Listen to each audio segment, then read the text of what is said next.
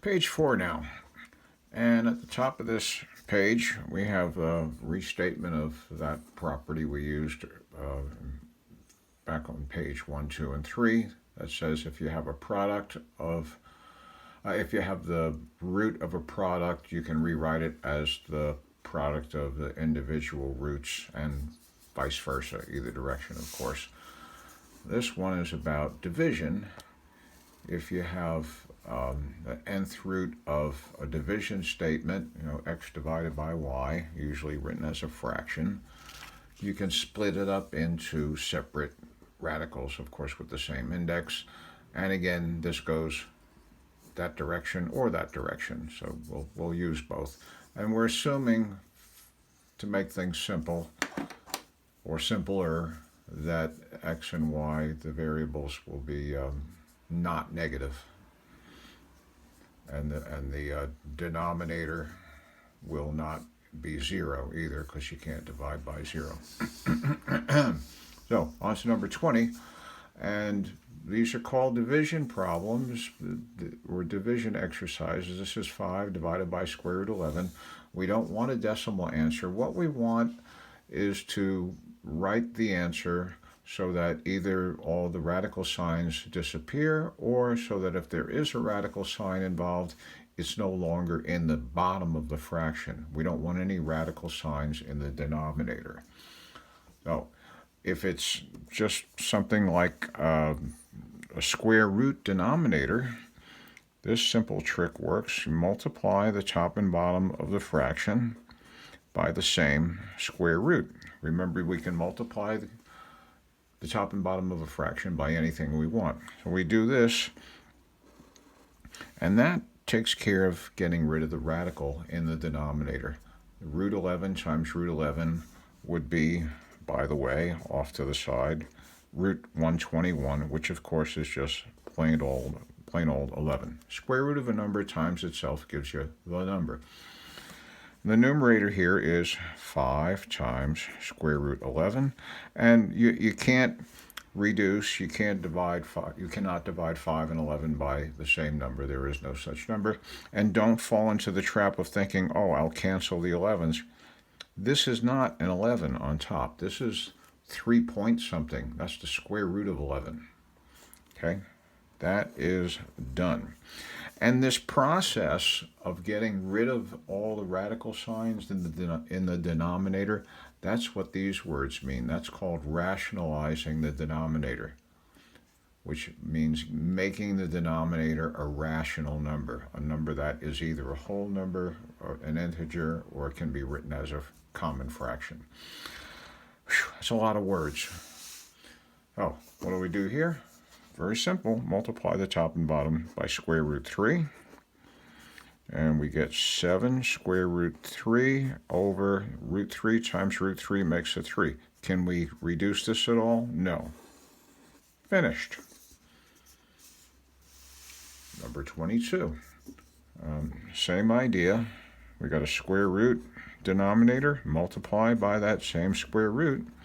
We get 10 square root 2 over root 2 times root 2 makes an ordinary 2. This time we can reduce because both of these numbers, 10 and 2, are both divisible by 2. So if I divide 10 by 2, I get 5. If I divide 2 by 2, I get 1. That means our answer is 5 root 2. I can put it over 1, but that is not necessary. In fact, that would look silly, so I leave it 5 square root 2. On to exercise 23. Here's one written with the little division symbol. So the first thing to do is rewrite it. It's root 7 divided by root 3. And now we'll proceed as in the last few exercises. I get rid of this square root denominator by multiplying by the same square root. So in the denominator, I get a plain old 3. The numerator, that's root 7 times root 3 makes root 21, which is not a perfect square. And the only way it factors is 7 times 3. There's no perfect square hidden in there to be factored out. That means that is finished. And again, I'm going to say this again. Don't fall for the idea of, oh, I'll do 21 divided by 3 is 7. This is not 21. It's square root of 21. It's 4 point something. If you would put it in the calculator, you'd see that. Okay. Here we've got obviously a coefficient and some variables to powers, and it's a square root. So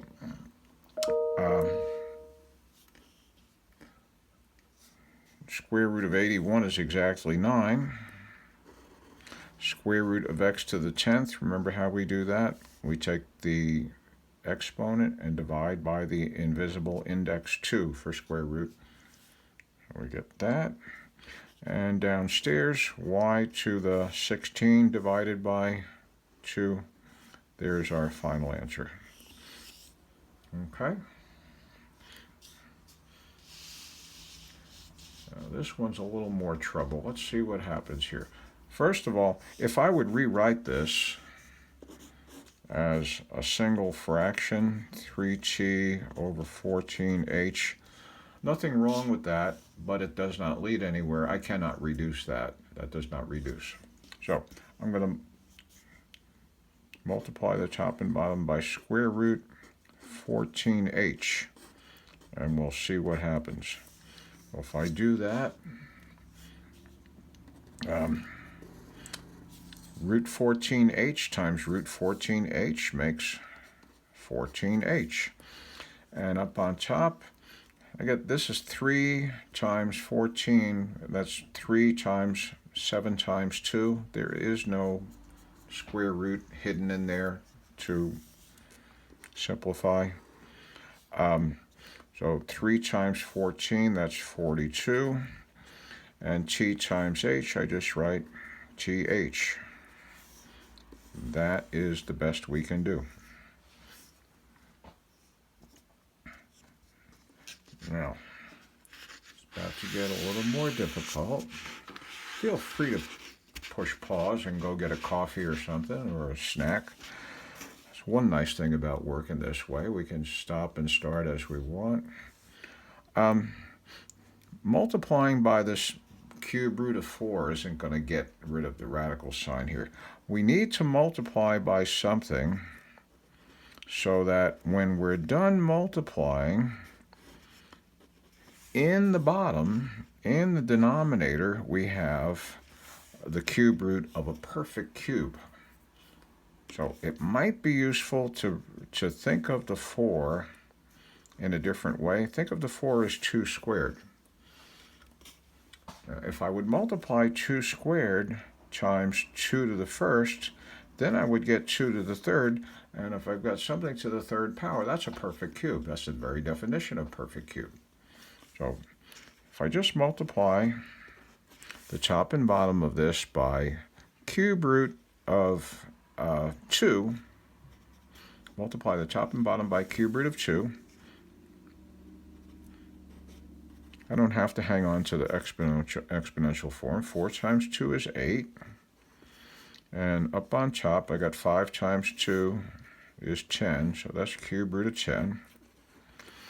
And cube root of 8 is a good thing to have here because that 8 is a perfect cube. The cube root of 8 is exactly 2. My numerator is cube root 10. And there is no perfect cube factorable out of 10. That means we've gone as far as we can with that exercise.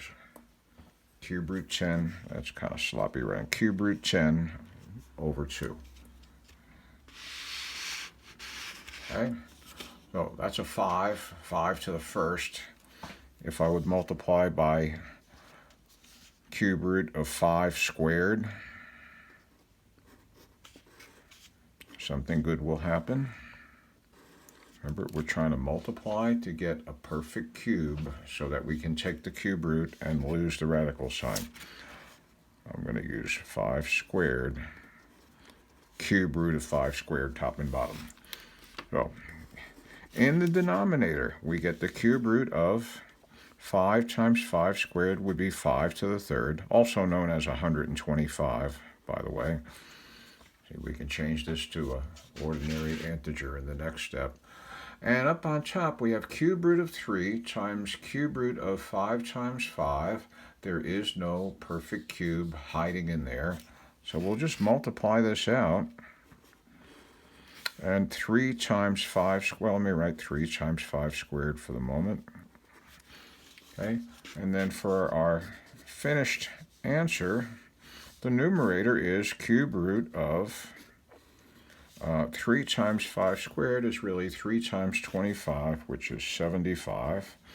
And in the bottom, cube root of 5 to the third is just a plain old 5. Okay, and we stop there. Can't divide this by 5 because remember that's not 75. It's the cube root of 75, which I think is 4 point something if you put it in the calculator.